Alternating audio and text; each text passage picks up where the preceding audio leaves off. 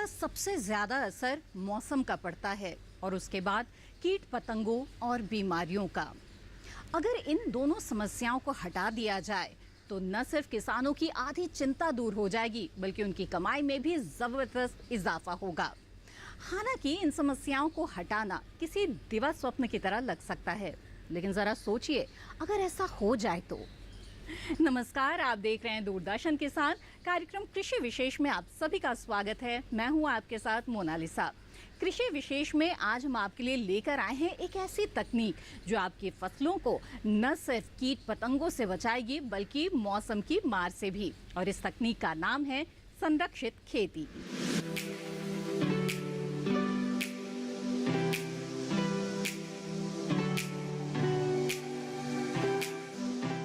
संरक्षित खेती भारत के लिए एक नया विचार हो सकता है, लेकिन दुनिया के कई देश 2 सदी पहले ही इससे परिचित हो चुके हैं।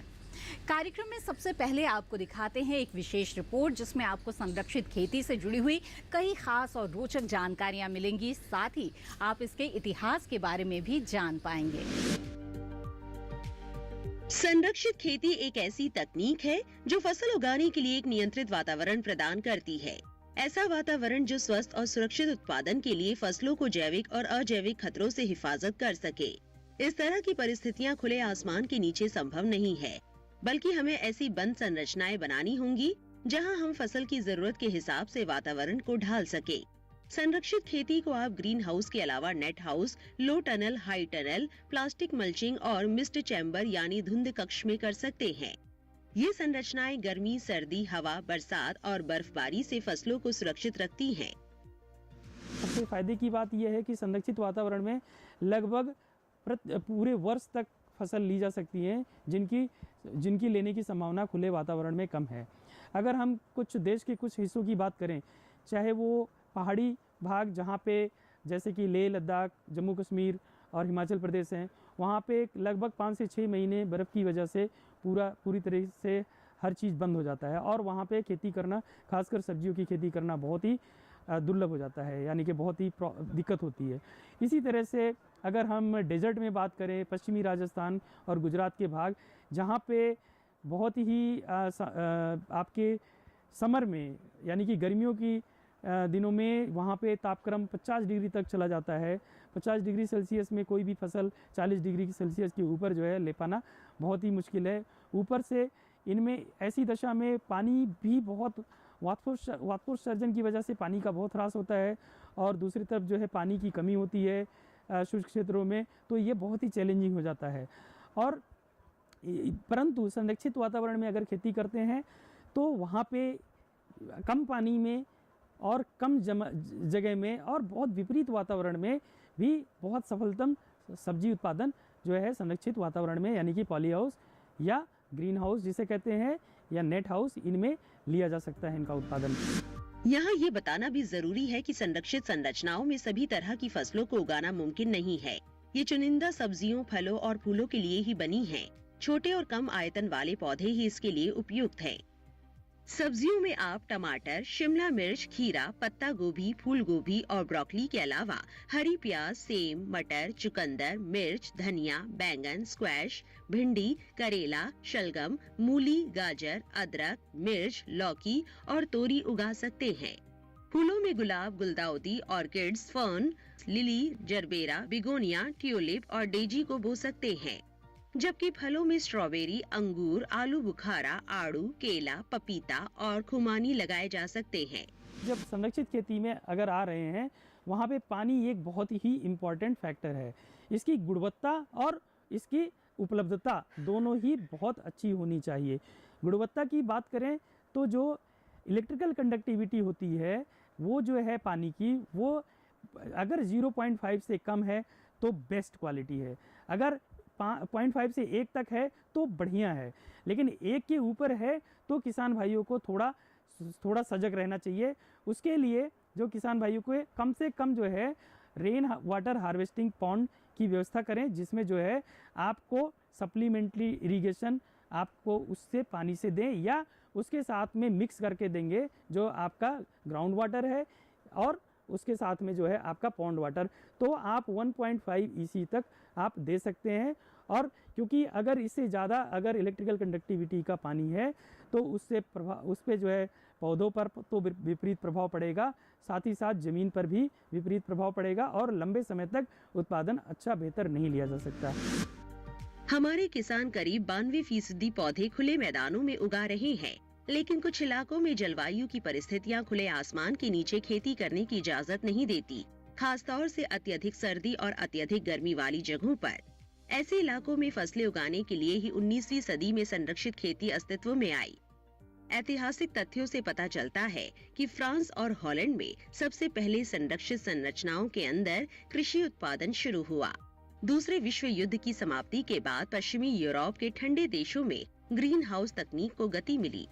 भारत में वाणिज्यिक उत्पादन के लिए संरक्षित खेती 3 दशक ही पुरानी है। आज की बात की जाए तो इजराइल ने इस दिशा में काफी तरक्की की है। वहाँ के किसानों ने अच्छी गुणवत्ता वाले फल, फूल और सब्जियों को कम पानी वाले रेगिस्तानों में उगाकर अच्छा मुनाफा कमाया है, जबकि हॉलैंड ने पॉली हाउस की उन्नत तकनीक विकसित करके दुनिया के फूल निर्यात में 70% का योगदान दिया है। संरक्षित खेती की कई तरह की संरचनाएं होती हैं। क्षेत्र विशेष और फसल विशेष की जरूरत के हिसाब से आप इन संरचनाओं को चुनते हैं। इनमें सबसे ज्यादा लोकप्रिय है ग्रीन हाउस। हमारे यहाँ भी जितनी तरह की संरक्षित खेती की संरचनाएं अस्तित्व में हैं, उसमें से 90% ग्रीन हाउस हैं। ग्रीन हाउस, जिसे पॉली हाउस के नाम से भी जाना जाता है, एक तरह का प्राकृतिक हवादार ढांचा है। ये बड़ी संरचनाएं हैं जिनका आवरण या तो पारदर्शी होता है या फिर ऐसा अपारदर्शी जिसके अंदर सूरज की रोशनी पर्याप्त मात्रा में पहुंच सके। आवरण से छनकर आई धूप को फसल भी अवशोषित कर लेती है, यंत्र भी, संरचना भी और फर्श भी। धूप अवशोषण के बाद ऊष्मीय विकिरण उत्सर्जित होता है। इससे ग्रीन हाउस के अंदर लगातार सौर ऊर्जा बनी रहती है। जाहिर है इससे अंदर का तापमान बढ़ेगा। इस बढ़े तापमान का इस्तेमाल सर्दियों के दौरान फसल उगाने में किया जा सकता है। गर्मी के दिनों में फसलों की जरूरत को देखते हुए ग्रीन हाउस को ठंडा कर दिया जाता है। इसके अलावा ग्रीन हाउस में रात के समय बंद वायु में कार्बन डाइऑक्साइड घुल जाती है, जो अगली सुबह प्रकाश संश्लेषण में मदद करती है। विश्व स्तर पे सबसे ज़्यादा टमाटर की फसल ग्रीन हाउस के अंदर की जाती है, परंतु इंडिया में ये अभी इतनी प्रचलित नहीं है, क्योंकि खुले खेत में कहीं ना कहीं टमाटर का उत्पादन होता है और इस वजह से टमाटर के रेट्स बहुत ही वेरिएबल यानी कि वेरी करते हैं। इसलिए किसान भाई जो ग्रीन हाउस के, पॉली हाउस के ग्रोवर हैं, वो थोड़ा टमाटर लेने में हिचकिचाते हैं, क्योंकि एक बार लगाने के बाद 8 से 9 महीने तक फसल चलती है। जो सितंबर में करीब फर्स्ट वीक में अगर टमाटर की रोप लगाई जाती है तो ये जाके मई तक, आपके मिड मई तक आसानी से टमाटर का उत्पादन देती रहती है। तापमान की तरह ही ग्रीन हाउस में वायु की आर्द्रता को भी कम या ज्यादा किया जा सकता है। इन संरचनाओं में आप टपक सिंचाई की मदद से बेड बनाकर भी फसलें उगा सकते हैं और पात्रों में भी। प्राकृतिक हवादार ग्रीन हाउस की चौड़ाई 40 मीटर, ऊंचाई 6.5 मीटर और गटर हाइट 4 मीटर होती है। इसका मतलब हुआ कि इनमें ऐसी फसलें उगानी है जिनकी बढ़वार 3.5-4 मीटर से ऊपर ना हो। ग्रीन हाउस की दीवारों में हवा की आवाजाही का इंतजाम होता है। एक तरफ से हवा चलती है और दूसरी तरफ से निकल जाती है। वैसे आजकल हाईटेक ग्रीन हाउस भी बाजार में उपलब्ध है। एक सबसे जो हाईटेक स्ट्रक्चर होता है fan and pad green house है, जो जिसमें जो है संरचना में आगे पंखे लगे होते हैं, एग्जॉस्ट फैन, पीछे जो है आपके कूलिंग पैड जो कि हनीकॉम्ब स्ट्रक्चर का पैड होता है वो लगा होता है, जिस पे पानी का प्रभाव किया जाता है और आगे से फैन जो है हवा को बाहर निकालते हैं। तो अंदर में एक नेगेटिव प्रेशर क्रिएट होता है, वैक्यूम क्रिएट होता है, तो बाहर से हवा आपके कूलिंग पैड के थ्रू अंदर आती है और वो जो कूलिंग पैड से पास होती है तो अंदर का वातावरण ठंडा हो जाता है। तो ये जो fan and pad green house है, जिसे सेमी हाईटेक या हाईटेक ग्रीन हाउस बोलते हैं, इसकी लागत भी ज़्यादा आती है और इसमें एक चीज़ है कि आप वर्ष भर खेती कर सकते हैं। संरक्षित खेती की एक और महत्वपूर्ण संरचना टनल है। ये 2 तरह की होती है, लो टनल और हाई टनल। लो टनल को मिनिएचर ग्रीन हाउस भी कहा जाता है। ये आमतौर पर पौधों की कतारों को ढकती हैं। इनकी ऊंचाई 1 मीटर के आसपास होती है और इन्हें तारों के ढांचे पर प्लास्टिक की फिल्म या नेट लगाकर तैयार किया जाता है। जगह जगह बने छेद हवा की आवाजाही में मदद करते हैं। इस तरह की संरचना वाले हवा और कीट पतंगों से फसलों को बचाती है। इन्हें मुख्य रूप से सर्दी के मौसम में अगेती कद्दू वर्गीय सब्जियां उगाने के लिए उपयोग में लाया जाता है। हाई टनल का दूसरा नाम वॉक इन टनल भी है। जीआई पाइप या बांस से बना ये अस्थायी ढांचा है। इसके ऊपर अलग अलग मौसमों के हिसाब से अलग अलग तरह का आवरण चढ़ा होता है। ये बहुत सस्ती संरचना है जिसमें आप बेमौसमी सब्जियां और फूलों की नर्सरी उगा सकते हैं। इसे तैयार करने की सामग्री आपके गांव में ही मिल जाएगी। हाई टनल की चौड़ाई 2 से 2.5 मीटर और ऊंचाई भी 2 से 2.5 मीटर होती है। लंबाई आमतौर पर 30 मीटर रखी जाती है। इसमें किसान कृषि कार्यों के लिए आराम से आ जा सकता है, जबकि लो टनल में ऐसा करना संभव नहीं था। नेट हाउस भी बहुत महत्वपूर्ण संरचना है। ये भी 2 तरह के होते हैं, एक कीट रोधी और दूसरे शेड नेट हाउस।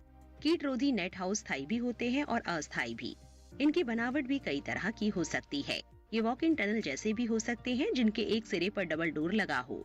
इसका कीट रोधी आवरण जालनुमा होता है। छोटे से छोटे कीट रोधी नेट हाउस का क्षेत्रफल 100 वर्ग मीटर होता है। इसकी स्थायी संरचना 2 प्रकार की हो सकती है। एक है फ्लैट रूफ और दूसरी गुंबदनुमा। फ्लैट रूफ 3.5 से 4 मीटर और गुंबदनुमा 6 से 6.5 मीटर ऊंचा होता है। ये गुणवत्तापूर्ण उत्पादन और नर्सरी के लिए है। दूसरी ओर आजकल ट्रिपल लेयर नेट हाउस भी आ रहे हैं। आजकल एक नया नेट हाउस आ रहा है, ट्रिपल लेयर नेट हाउस। उसमें क्या है, एक लेयर नीचे की आपकी जो है रेन वाटर कलेक्टिंग प्लास्टिक्स लगी होती है और उसमें जगह जगह पर फनेल होती है। उससे पाइप्स के द्वारा रेन का वाटर जो है वो आपका इकट्ठा किया जा सकता है। वो इजराइल की एक कंपनी है, उसकी टेक्नोलॉजी है जो प्लास्टिक आ रही है। वो इंडिया में भी इस तरह के ट्रिपल लेयर नेट हाउस के भी स्ट्रक्चर्स आजकल बनने लगे हैं। क्योंकि नेट हाउस में एक समस्या रहती थी कि उसमें जो है बारिश के टाइम में पानी एंटर करता था। तो ऐसे स्थान जहाँ पे बारिश लंबी समय तक होती है वहाँ पे जो है नेट हाउस थोड़ा सा कारगर कम होता था या होता है, क्योंकि उसमें जो है आपके रेनी सीजन तक काफ़ी बारिश, जब भी बारिश होती है तो बारिश का पानी अंदर आता है और फसल लेना बड़ा मुश्किल हो जाता था। तो इसको ध्यान में रखते हुए जो है ट्रिपल लेयर नेट हाउस जिसमें जो है रेनी पीरियड में एक नीचे की जो लेयर प्लास्टिक की होती है उसको फैला दिया जाता है और फनल के द्वारा पाइप से कनेक्ट करते हुए उसका पानी जो भी आता है उसको एक जगह चैनलाइज करके पॉन्ड में या बाहर छोड़ दिया जाता है या इकट्ठा कर लिया जाता है। कटिंग के माध्यम से प्रचारित नर्सरी पौधों को मिस्ट चैम्बर यानी धुंध कक्षों में उगाया जाता है। इन चैम्बरों में सापेक्ष आर्द्रता को कृत्रिम रूप से उच्च स्तर पर बरकरार रखा जाता है, जो दबाव में पानी का छिड़काव करता है। इस विधि में कलमों की जड़ें तेजी से बढ़ती हैं। आजकल बाजार में थर्मल नेट भी आ रहे हैं। ये गर्मियों में तापमान को 1 डिग्री तक कम कर सकते हैं और सर्दियों में भी 1 डिग्री तापमान का फायदा होता है। संरक्षित खेती के दौरान किन किन बातों का ध्यान रखना है और साथ ही हाइड्रोपोनिक से इसका क्या नाता है, जानेंगे एक छोटे से ब्रेक के बाद। आप बने रहें दूरदर्शन किसान पर।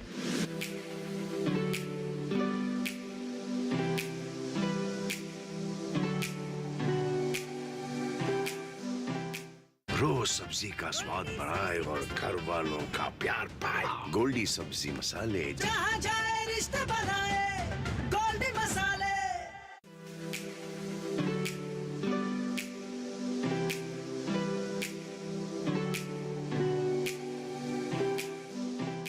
ब्रेक के बाद आप सभी का फिर से स्वागत है। आप देख रहे हैं कार्यक्रम कृषि विशेष। हमारे स्वास्थ्य का सीधा संबंध हमारे भोजन से है। हम जितना गुणवत्तापूर्ण भोजन ग्रहण करेंगे उतने ही स्वस्थ रहेंगे और गुणवत्तापूर्ण भोजन का एक बेहतरीन माध्यम है संरक्षित खेती। सब्जियां हमारे दैनिक आहार का हिस्सा हैं। इनके अंदर शारीरिक विकास के लिए जरूरी पोषक तत्व, काम करने के लिए ऊर्जा और बीमारियों से लड़ने के लिए एंटीऑक्सीडेंट पर्याप्त मात्रा में पाए जाते हैं। 2013-14 के दौरान हमारे देश में सब्जियों का कुल उत्पादन 16 करोड़ 20 लाख टन के आसपास था। इस हिसाब से देखा जाए तो प्रतिदिन प्रति व्यक्ति सब्जी उपलब्धता 240 ग्राम बैठती है, जबकि डॉक्टरों का कहना है कि हर आदमी को सही पोषण के लिए रोजाना कम से कम 300 ग्राम सब्जियां खानी चाहिए। इसका मतलब हुआ कि बम्पर उपज के बावजूद हमारे देश में सब्जी उत्पादन अभी भी जरूरत से काफी कम है।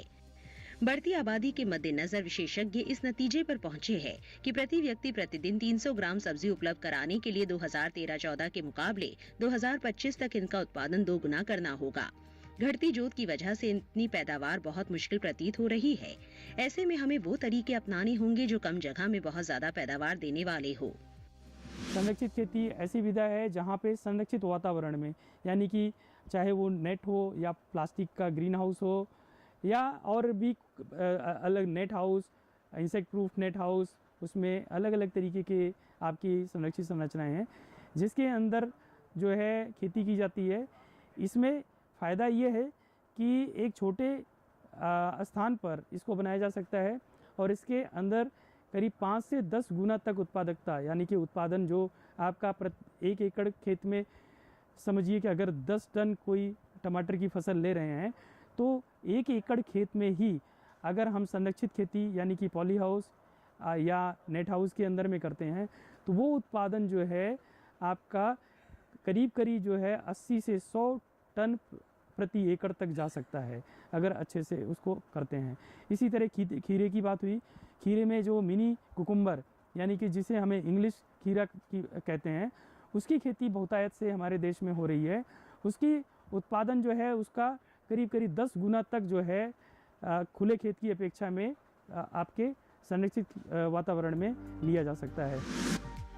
ज्यादा पैदावार के अलावा भी संरक्षित खेती के कई फायदे हैं। एक तो इसमें फसलों की गुणवत्ता बनी रहती है, दूसरे कीटों और बीमारियों का अंदेशा कम रहता है, तीसरे धूप, बारिश और धूल से बची रहने के कारण उपज बदनुमा नहीं होती और चौथे साल भर फसल ली जा सकती है। हमने देखा है कि जब किसान की फसल बाजार में आती है तो ज्यादा आपूर्ति के कारण उसके भाव गिर जाते हैं। अगर यही फसल ऑफ सीजन ली जाए तो किसानों को कहीं बेहतर भाव मिलेंगे।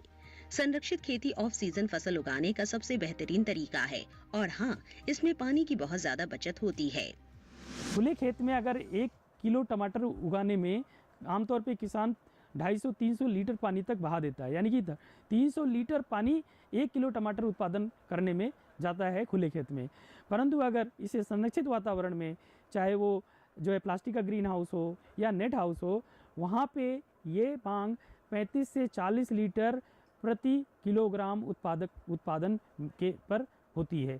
यानी कि अगर सीधे 90% तक पानी की बचत संभव हो सकती है अगर हम संरक्षित वातावरण में खेती करते हैं। टमाटर भारत की प्रमुख फसलों में शामिल है। इसकी मांग 12 महीने बनी रहती है, बल्कि कई बार तो कम आपूर्ति की वजह से इसके भाव आसमान छूने लगते हैं। वैसे भी ये जल्दी खराब होने वाली फसल है और इस पर मौसम की मार का भी बहुत ज्यादा असर पड़ता है। पौधे नाजुक होते हैं, हल्का सा हवा का झोंका या फिर थोड़ी सी तेज बारिश उन्हें गिरा देती है। इसीलिए टमाटर संरक्षित खेती के लिए सबसे उपयुक्त फसलों में से एक है। खुले खेत में इसकी फसल कुछ ही माह में समाप्त हो जाती है, लेकिन संरक्षित वातावरण में ये 9 से 10 महीने तक चलती है। आपका लगभग 8 से 10 गुना तक टमाटर जो है की उत्पादकता ग्रीन हाउस में बढ़ाई जा सकती है। और यही नहीं, टमाटर की एक फसल लगाने पर वो 9 से 10 महीने तक जो है संरक्षित वातावरण में चलती है। तो उसमें लागत भी जो है, एक बार अगर आपने लगाया उसको इस तरीके से आप पीछे देख रहे हैं कि इसमें टमाटर अगर लगाते हैं उसे 9 से 10 महीने तक उससे फसल मिलती रहती है। उसका तरीका क्या है, वो उसको बेंडिंग कहते हैं या लोअरिंग कहते हैं। टमाटर के जो पौध होते हैं उनको वाइन की तरह ये उपयोग में लिया जाता है। उसमें क्लिप लगा के उसको जैसे जैसे पौधा बढ़ता है, नीचे से टमाटर टूटते जाते हैं, ऊपर पौधा बढ़ता जाता है और उसको लोअरिंग करके उनको 25 फीट तक जो है लंबाई में पौधे की बेल को हम चलाते जाते हैं। इसी तरह से खीरे की जो है करीब जो है आपके 15 फीट तक खीरे को वाइन को ले जाते हैं। पहले 8 से 10 फीट जो है वायर पे, फिर वापस जो है नीचे लाके इस तरीके से वो 15, 17, 18 फीट तक जो है लंबाई में खीरे की बेल हो जाती है। और उससे करीब 4 महीने में खीरे से प्रति पौधे से 5 से 6 किलो, अधिकतम 8 से 10 किलो तक खीरा लिया जा सकता है। टमाटर की तरह ही खीरे की भी साल भर मांग बनी रहती है। पश्चिमी राजस्थान और उत्तर प्रदेश में खीरा ग्रीन हाउस की प्रमुख फसल है। संरक्षित विधि से साल भर में खीरे की 2 फसलें ली जा सकती है और 14 महीने में 3। मई और जून 2 महीने ऐसे हैं जिनमें ग्रीन हाउस को खाली छोड़ दिया जाता है। इस दौरान संरचना के अंदर धूप पहुंचाई जाती है। इसे सौरीकरण कहते हैं। सौरीकरण निमेटोड्स और कवकों को नष्ट कर देता है। इस तरह साल भर तक फिर से आप निश्चित होकर खेती कर सकते हैं। करीब करीब जो है आपके एक फसल से 50 से 60 टन प्रति एकड़ उत्पादन होता है। कभी कभी ये 70 टन प्रति एकड़ खीरे का उत्पादन हो जाता है। अगर 60 टन उत्पादन कोई किसान भाई जो अगर अच्छी ट्रेनिंग लेके करते हैं वो निकाल रहे हैं, और इससे 60 टन का अगर खीरा निकालते हैं और उससे उसका अगर बाज़ार का मूल्य जो कि 17-18 रुपये से लेके 30-35 रुपये तक अलग अलग जो है समय में मिलता है। अगर औसतन मिनिमम 20 रुपये किलो भी पकड़ें तो अगर 60 टन नहीं तो 50 टन भी मिनिमम पकड़ें तो 50 टन खीरे से एक एकड़ से उसको कम से कम 10 लाख रुपए का जो है आपका टोटल रिटर्न आता है। ऐसे स्थान जहाँ की मिट्टी में भारीपन हो, सौरीकरण की जरूरत नहीं है, यानी यहाँ किसान बिना कोई विराम दिए 12 महीने फसल ले सकते हैं। पॉली हाउस काफी महंगी संरचना है।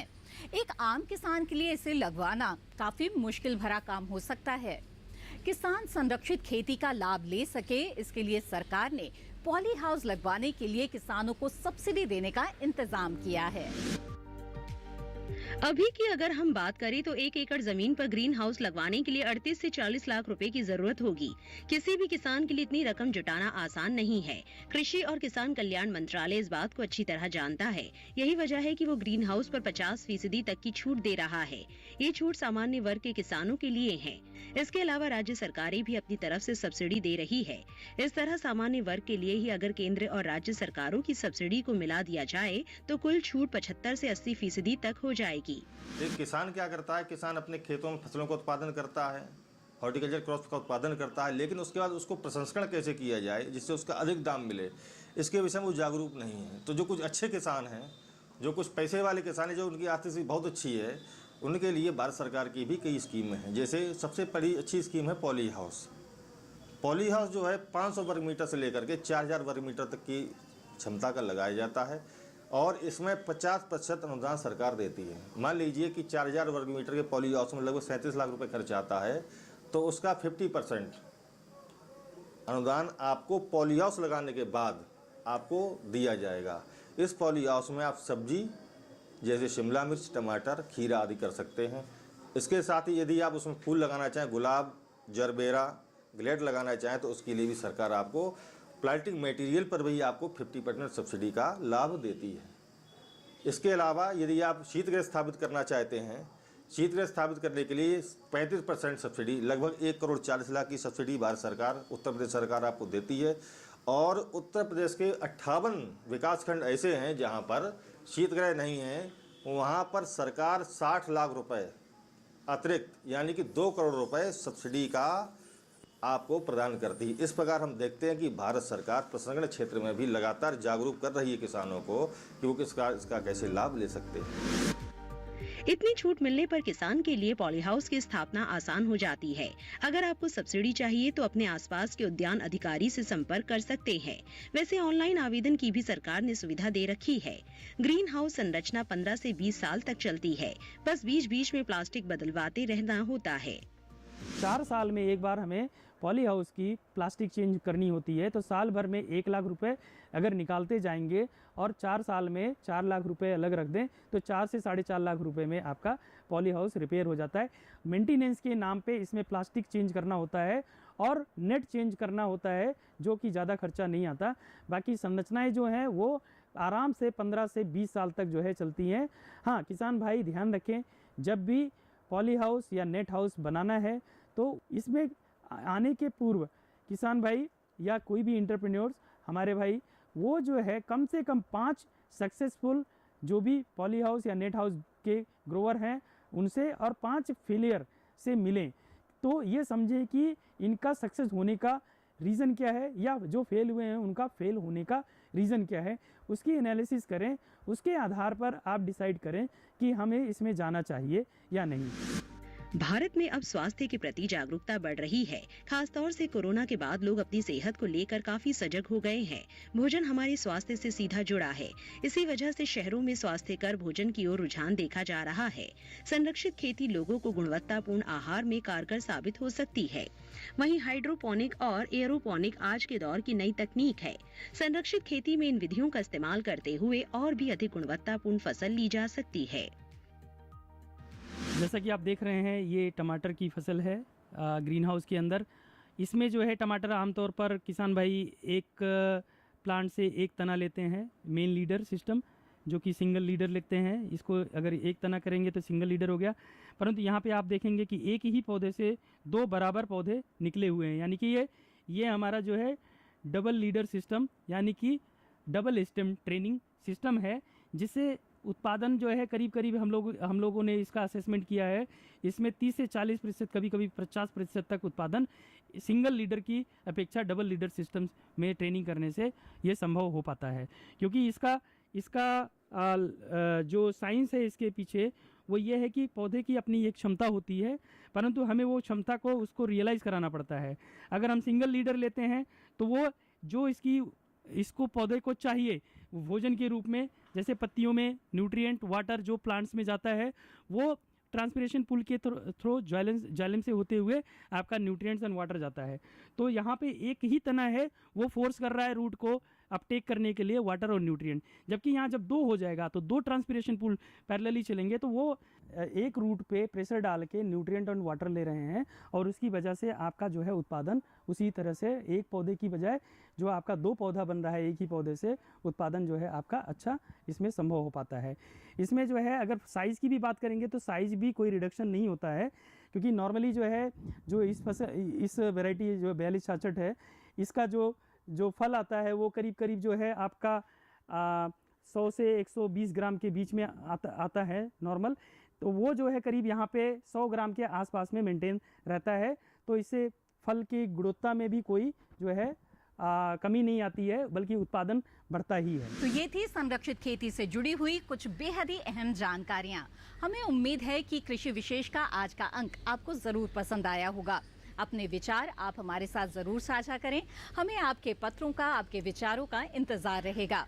आप हमें पत्र लिख सकते हैं। हमारा पता है कृषि विशेष, कमरा number 59A, CPC Doordarshan, Khelgaon, नई दिल्ली 110049।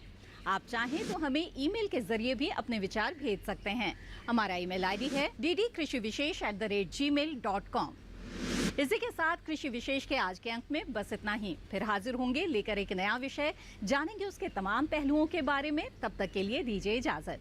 आप बने रहें दूरदर्शन किसान पर। नमस्कार।